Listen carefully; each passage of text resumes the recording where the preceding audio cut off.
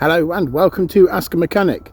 It can't have escaped your attention that it's a bit chilly this morning, and we're getting to that time of year where vehicle maintenance is more important than ever.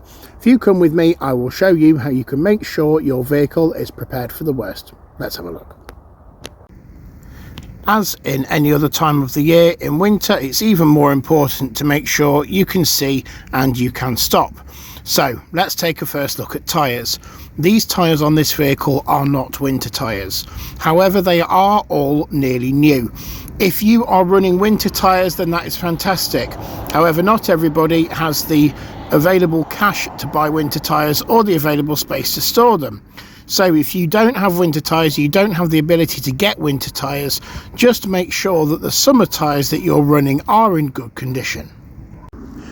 Next thing, it's just as important for you to be able to see where you are going as it is for people to be able to see you. So, lights and number plates. Make sure that they are free from mud and dirt and that they are also scraped along with your windows. Screen wash. During most of the year, I tend to run a 50-50 mix of screen wash and water.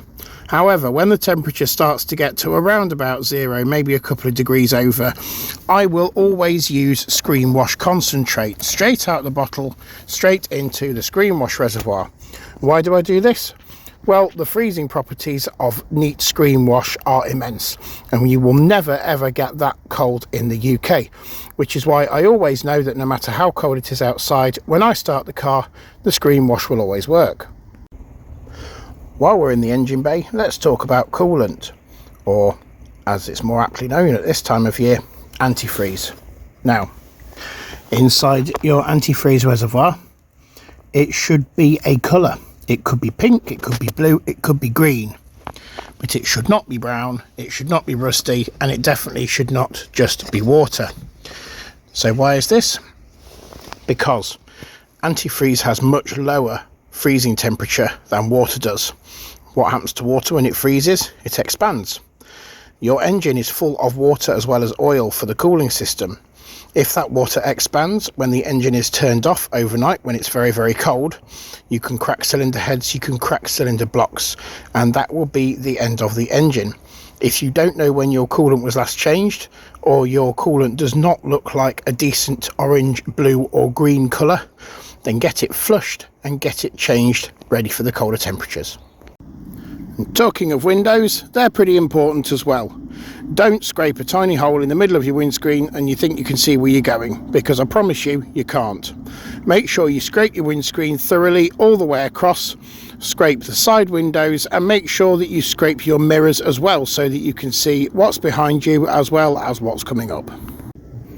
And the final thing which I deem very important, which a lot of people overlook, is a big fluffy blanket.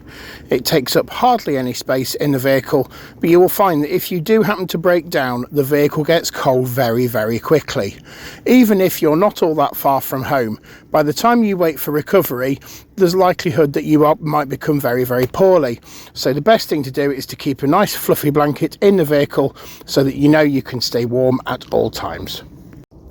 Well, that's my top tips for keeping your vehicle ready for the road when it gets really cold. If there's anything that I've missed, drop me a comment or drop a message. If there's a video you'd like me to make, please let me know and I'll see what I can do.